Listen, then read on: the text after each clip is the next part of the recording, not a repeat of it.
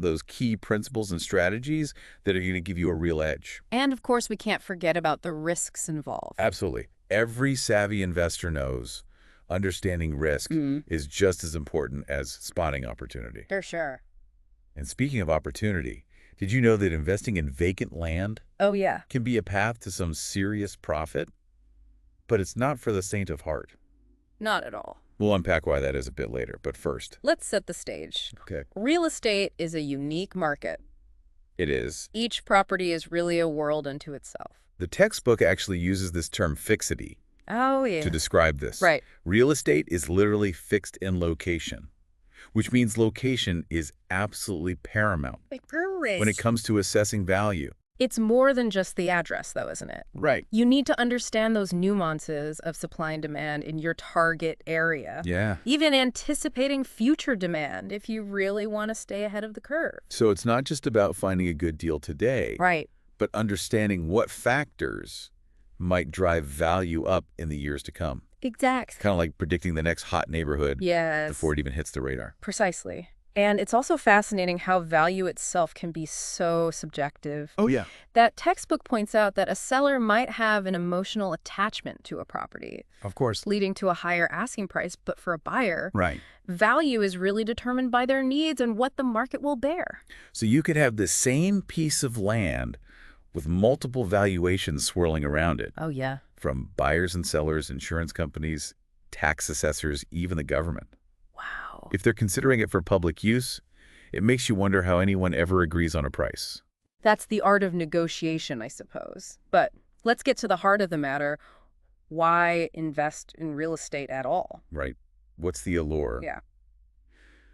Well, the textbook highlights a few key reasons. Preservation of capital is a big one.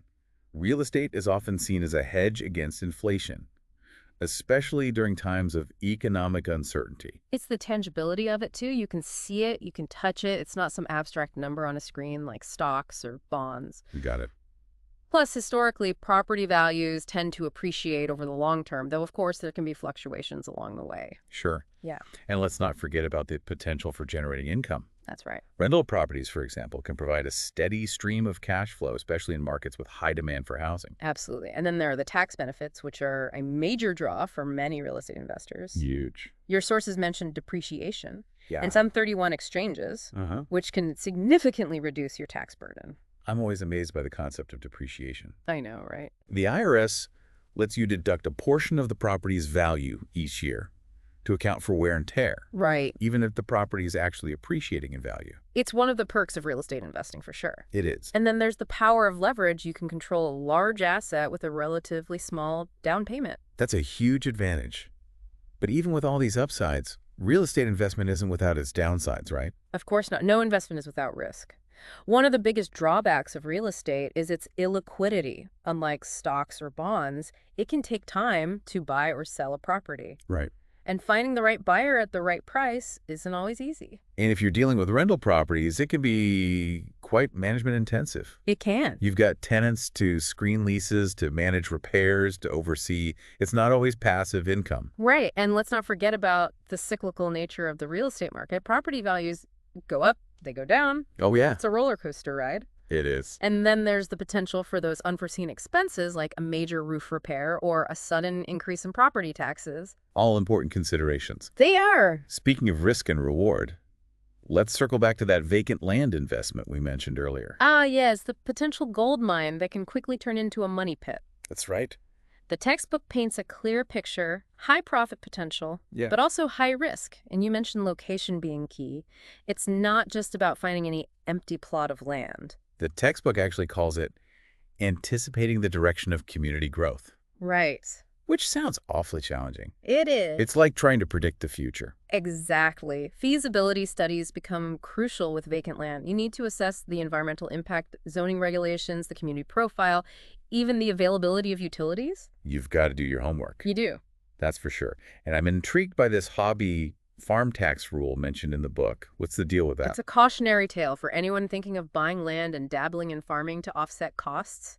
Essentially, the IRS can limit your deductions if your farming activity isn't considered a legitimate business. So you can't just plant a few tomatoes and call yourself a farmer. Not if you want to reap the tax benefits. Okay, so vacant land, high risk, high reward. Know those tax codes. Now, let's move on to something a bit more familiar, residential properties. The bread and butter of real estate investing and your sources cover a wide range of options. Single-family homes, multi-unit apartments, condominiums, cooperatives, each with its own advantages and disadvantages, of course. One section that really stood out to me was the discussion of affordable housing investments. It emphasized how tax credits and other incentive can make this a socially responsible and profitable venture. It's an interesting intersection of doing well and doing good, but of course, with any residential property, you'll need to carefully consider the potential rental income, the likelihood of property appreciation, and the level of management required. Some investors are happy to be hands-on landlords, while others prefer a more passive approach. Exactly. Now, are you ready to step into the world of commercial properties, office buildings, shopping centers, industrial properties? These are the big leagues. Let's do it. I'm particularly curious about those office buildings, those towering symbols of commerce and industry. Your sources make a clear distinction between high-rise and low-rise office buildings, and how location plays a crucial role in determining which type is more suitable for a particular area. High-rises, those iconic skyscrapers, are typically found in downtown areas, attracting large corporations seeking a prestigious address and easy access to transportation. Whereas low-rise buildings, often found in suburban areas, tend to cater to smaller businesses and professional firms, and then there are those specialized office parks, Right. offering a campus-like setting with amenities like on-site parking restaurants and even recreational facilities. It's all about creating an environment that attracts and retains tenants. And speaking of tenants, I'm fascinated by the different lease structures mentioned in the textbook, Oh, yeah. like percentage leases. Ah, yes. Percentage leases where the landlord receives a percentage of the tenant's gross sales in addition to the base rent. It's a way to share in the success of your tenants, especially those in retail businesses. It sounds like a win-win, but I imagine negotiating these leases can be quite complex. Definitely. There are so many factors to consider, like the type of business, the location, market conditions, and then there are those other lease clauses to navigate, like the tax clause and the escalation clause. The tax clause, if I remember correctly, is where the tenant agrees to cover any increases in property taxes over the base year, right? Exactly. And the escalation clause allows the landlord to raise the rent to offset rising operating expenses like utilities and maintenance costs. It's all about protecting yourself as a landlord against unforeseen cost increases. Right. But you also want to be fair to your tenants and create a mutually beneficial agreement. And of course, there's the subletting privilege, which gives tenants some flexibility if they need to move out before their lease expires. But usually with the landlord's approval, right? Of course, you want to ensure you're comfortable with the new tenant and that they'll be a good fit for the property. Now, before we move on to other types of commercial properties, I want to touch on something the textbook emphasized, the Americans with Disabilities Act, or ADA. An important consideration ensuring that your property is accessible to people with disabilities is not just good practice, it's the law. And it's a shared responsibility between the owner and the tenant, right? Absolutely. The costs of ADA compliance can be negotiated as part of the lease agreement, but both parties need to understand their obligations and ensure the property meets those requirements. It's a reminder that real estate investment isn't just about financial returns. It's about creating inclusive and accessible spaces for everyone. Now, are you ready to delve into the world of industrial properties? Let's do it. These are the workhorses of the real estate world: factories, warehouses, distribution centers. And they're all about function over form, right? Precisely, these properties are designed for practicality and efficiency, and their location is often even more critical than with other types of commercial real estate. You need to be close to transportation hubs, have access to utilities, and often you need a lot of space to accommodate large-scale operations. The textbook mentions how zoning regulations and environmental concerns can be major factors to consider when developing industrial properties. You can't just build a factory anywhere. Absolutely. Those smokestacks and industrial noise aren't exactly welcome in residential neighborhoods. Right.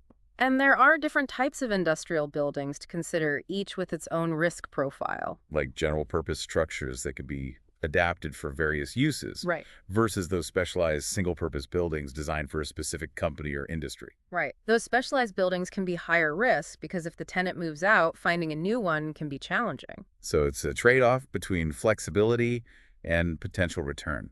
Exactly.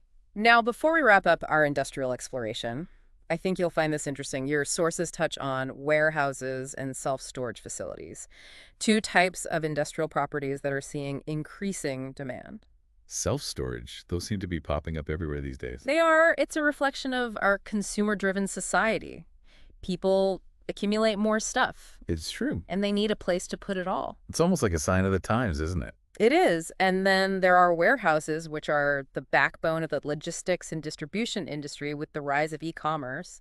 The demand for warehouse space has skyrocketed. So investing in a well-located warehouse could be a smart move, particularly as online shopping continues to grow. It could be, but as with any investment, thorough due diligence is essential. You need to understand the specific needs of potential tenants, the dynamics of the local market, and the potential for future growth. Speaking of growth, your sources also highlight some unique real estate investments that might not be on everyone's radar, like manufactured home parks. Ah, yes. Manufactured home parks, they're often overlooked, but they can be a solid investment opportunity, especially as the demand for affordable housing continues to rise. And they often offer a strong sense of community with shared amenities like clubhouses, swimming pools, and organized activities. It's a unique niche within the real estate market, and it's worth exploring further if you're looking for an alternative to traditional residential properties. Now, are you ready for a whirlwind tour of some even more unique real estate investments? Bring It On My Brain is ready to absorb more real estate wisdom. Okay, get ready for this. Hotels, motels, amusement parks, golf courses, mineral rights, air rights, even mortgage-backed securities. Your sources cover it all. Wow. Talk Yes. about a diverse portfolio. Thank It you. seems like the possibilities are endless in the world of real estate. But with so many options, how do you choose the right investments for your goals and risk tolerance? That's the million-dollar question, and it's a question we'll explore in more detail in our final segment, along with some provocative thoughts to ponder as you embark on your real estate investment journey. All right, let's tackle the tax side of real estate. Okay. It's not always the most exciting part, I know what you mean. but it can make a huge difference to your bottom line. It really can. And the information you've gathered really digs into how real estate can be a powerful tax shelter if you know how to play the game. The book starts by breaking down those different types of income subject to tax. Okay. Active, passive, and portfolio. Yeah. Active income is pretty straightforward. It's Yeah. wages, salaries, that sort of thing. Right. And passive income is what we're really interested in here. Yes. The income generated from your investments, including those rental properties. And then there's portfolio income, which comes from things like dividends and interest.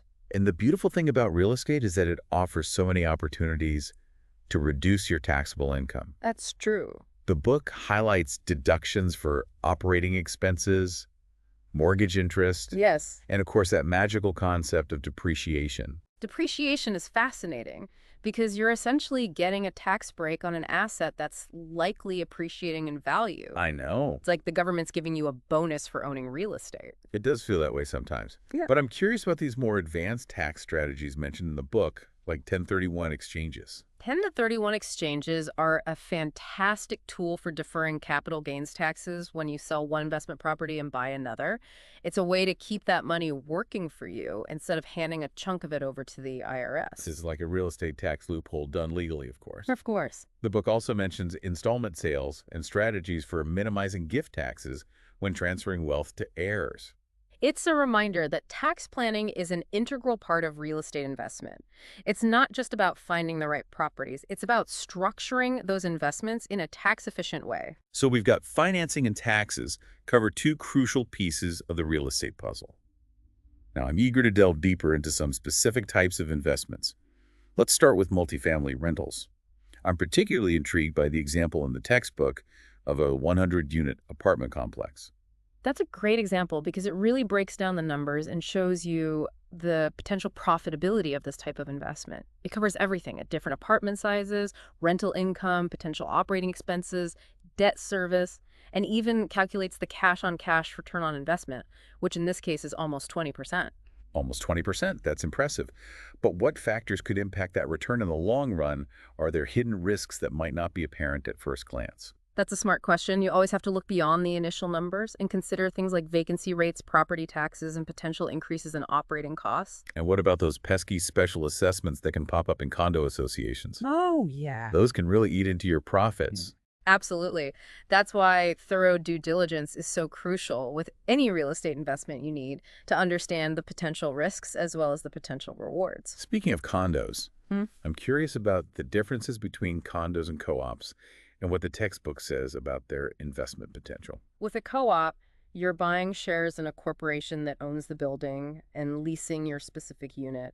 Whereas with a condo, you have direct ownership of your unit and a shared ownership of common areas. So from an investment standpoint, is one better than the other? Well, the textbook seems to favor condos, especially when it comes to conversions with co-ops. You're relying on the financial stability of all the shareholders. If someone defaults on their mortgage, it can put the entire co-op at risk. So condos offer more individual ownership and potentially less risk. Right, but condos aren't without their challenges. You've got HOA fees and restrictions to contend with, and those can sometimes be a pain. And let's not forget about those special assessments I mentioned earlier. Right. It's a trade-off, like everything else in real estate. Exactly. Now, are you ready to take a stroll through the mall? Let's talk about shopping centers. Bring on the retail therapy. I'm fascinated by how the textbook categorizes shopping centers based on their size and target market.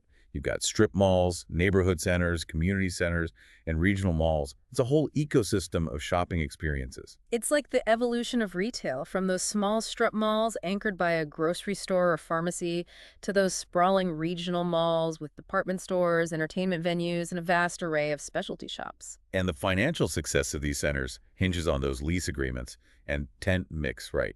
Getting the right mix of businesses to attract shoppers and create a thriving retail environment is crucial. Absolutely. And percentage leases where the landlord gets a cut of the tenant sales can be a game changer for shopping center profitability. But it's not just about attracting any tenant. You want businesses that complement each other and create synergy. It's like building a community within a community where the different businesses support each other and draw in a diverse crowd. The textbook even walked through an example of a strip mall development, highlighting the costs, potential rental income, and the challenges of securing financing. It's a great case study for anyone considering this type of investment. It's those real-world examples that really bring the concepts to life. Speaking of bringing things to life, let's shift our focus to those towering symbols of commerce office buildings. Those architectural marvels that house the engine of the economy, as your sources point out, location is a huge factor in determining the success of an office building. And there's a clear distinction between high-rise and low-rise structures. High-rises, those iconic skyscrapers, are typically found in downtown areas attracting larger corporations seeking a prestigious address and easy access to transportation. While low-rise buildings, often found in suburban areas, tend to cater to smaller businesses and professional firms, and then are those specialized office parks, Right. offering a campus-like setting with amenities like on-site parking, restaurants, and even recreational facilities. It's all about creating an environment that attracts and retains tenants, especially in a competitive market. Right. And lease agreements are a key factor in office building investments. The textbook highlights some interesting clauses that often pop up in these leases, like the tax clause and the escalation clause. The tax clause, if I remember correctly, is where the tenant agrees to cover any increases in property taxes over the base year, right? Exactly. It's a way for the landlord to protect themselves against rising costs. And the escalation clause allows for rent increases to offset rising operating expenses like utilities and maintenance. It makes sense. You don't want to be caught off guard by unexpected cost increases. And to provide tenants with some flexibility, there's often a subletting privilege included in the lease, allowing them to sublease their space if they need to move out before their lease expires. But usually with the landlord's approval, right, you want to ensure the new tenant is a good fit for the building and won't disrupt the other businesses. Absolutely. Now, before we move on to other types of commercial properties, I want to touch on something the textbook emphasizes, the Americans with Disabilities Act, or ADA. Ah, yes. The ADA, ensuring that your property is accessible to people with disabilities, is crucial, and it's a shared responsibility between the owner and the tenant. Right, and the costs associated with ADA compliance can be negotiated as part of the lease agreement. It's important for both parties to understand their obligations and ensure the property meets those requirements. It's a good reminder that real estate investment is about more than just financial returns. It's about creating inclusive spaces that are accessible to everyone. Well said. Now, are you ready for a glimpse into the world of industrial properties? Let's do it. I'm ready to explore the nuts and bolts of this sector. These properties are the workhorses of the economy: factories, warehouses, distribution centers, and as your sources point out, they're all about function over form. So location is even more crucial for industrial properties. You need to be close to transportation hubs, have access to utilities, and often you need a lot of space to accommodate large-scale operations. Exactly. And the textbook highlights how zoning regulations and environmental concerns can be major factors to consider when developing industrial properties. You can't just plop down a factory anywhere you please. Right. Those smokestacks and industrial noise aren't exactly welcome in residential neighborhoods. And speaking of different types of industrial buildings, the textbook distinguishes between general-purpose structures that can be adapted for various uses and those specialized single-purpose buildings designed for a specific company or industry. Those specialized buildings can be a higher risk investment because if the tenant moves out, finding a new one can be challenging. So there's a trade-off between flexibility and potential return. Exactly. Now, before we wrap up our industrial exploration, I think you'll find this interesting. Your sources touch on warehouses and self-storage facilities, two types of industrial properties that are seeing increasing demand. Self-storage, those seem to be popping up everywhere these days. They are. It's a reflection of our consumer-driven society. Yeah. People accumulate more stuff, and they need a place to put it all. It's almost like a sign of the times, isn't it? It is. And then there are warehouses, which are the backbone of the logistics and distribution industry with the rise of e-commerce. The demand for warehouse space has skyrocketed. So investing in a well-located warehouse could be a smart move, particularly as online shopping continues to grow. It could be, but as with any investment, thorough due diligence is essential. You need to understand the specific needs of potential tenants, the dynamics of the local market, and the potential for future growth. Speaking of growth, your sources also highlight some unique real estate investments that might not be on everyone's radar, like manufactured home parks. Why, yes. Manufactured home parks, they're often overlooked, but they can be a solid investment opportunity, especially as the demand for affordable housing continues to rise. And they often offer a strong sense of community with shared amenities like clubhouses, swimming pools, and organized activities. It's a unique niche within the real estate market, and it's worth exploring further if you're looking for an alternative to traditional residential properties. Now, are you ready for a whirlwind tour of some even more unique real estate investments? Bring It On. My brain is ready to absorb more real estate wisdom. Okay, get ready for this. Hotels, motels, amusement parks, golf courses, mineral rights, air rights, even mortgage-backed securities. Your sources cover it all. Wow. Talk about a diverse portfolio. It seems like the possibilities are endless in the world of real estate, but with so many options, how do you choose the right investments for your goals and risk tolerance? That's the million-dollar question, and it's a question we'll explore in more detail in our final segment, along with some provocative thoughts to ponder as you embark on your real estate investment journey. It's amazing to think about all the different avenues available in real estate. We've covered so much ground in this deep dive, We have. from those fundamentals to some pretty niche investment types. It's true. But what's really important now is connecting all this knowledge back to your investment goals. You're right. It's not about chasing the hottest trend, but figuring out what aligns with your personal financial goals Exactly. and risk tolerance. Someone drawn to a steady cash flow might love rental properties, while someone else might be all about the potential for big returns from, say, land development or property flipping. Right. And some people thrive on being hands-on landlords, while others prefer a more passive approach. For sure. It's all about finding the right fit for your personality and lifestyle, too. Absolutely. Now, one thing that your source really emphasized was the importance of thorough market research. Oh, yeah. It's not enough to just understand the basics. You need to dig deeper. So we're talking about going beyond just looking at property listings and actually understanding the dynamics of your target area. Precisely, demographics, economic trends, the political landscape, these can all have a significant impact on your investment. It's like becoming a real estate detective, piecing together all the clues to uncover those hidden opportunities. I love that analogy, and remember that concept of fixity we discussed earlier. Location truly is everything in real estate. It is choosing the right property in the right neighborhood can make or break your investment, but with so much to consider, where do you even begin? What are some key questions to ask yourself as you embark on this real estate journey? That's a great question based on our deep dive into your sources. I think there are 3 areas you should explore further. First, with the rise of e-commerce, have you considered the potential impact on traditional retail properties?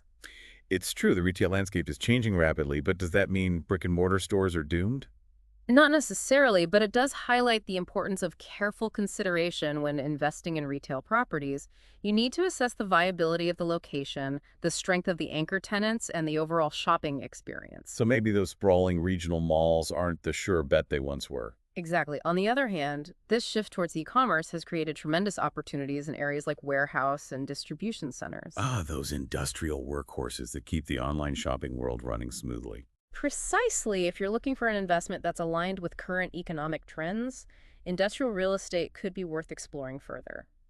Now, our second area for further exploration financing, our sources, covered a lot of ground on those traditional financing options. They did. But what about those more unconventional approaches like private lending and hard money loans? Those can be valuable tools for certain investors, especially those dealing with short-term, higher-risk projects. But they also come with higher interest rates and potentially stricter terms, right? Exactly. It's a higher risk, higher reward proposition. So it's all about understanding your own risk tolerance and finding the right financing fit for your particular investment strategy. Absolutely. And finally, given your interest in maximizing tax benefits, have you considered the potential of opportunity zones? Opportunity zones, I've heard the term, but honestly haven't dug into the details. They're designated areas that offer significant tax advantages for investors. It's a government program aimed at stimulating economic development in underserved communities. So it's a way to potentially do well while also doing good. Exactly. It's worth researching further to see if opportunity zones might align with your investment goals and your desire to make a positive social impact. Well, I have to say, this deep dive has been incredibly insightful. It feels like we've covered every nook and cranny of the real estate world. We've certainly explored a lot. But remember, as your textbook glossary pointed out, real estate is ultimately about the rights of ownership. It's not just about bricks and mortar. It's about understanding the potential that comes with owning those rights. Whether you're seeking financial security, passive income, or building a real estate empire, it all starts with knowledge. And this deep dive has definitely armed you with a wealth of knowledge to navigate the exciting world of real estate investment. So go forth, explore those opportunities, and remember, the more you learn, the more confident and successful you'll be in your real estate endeavors. Happy investing.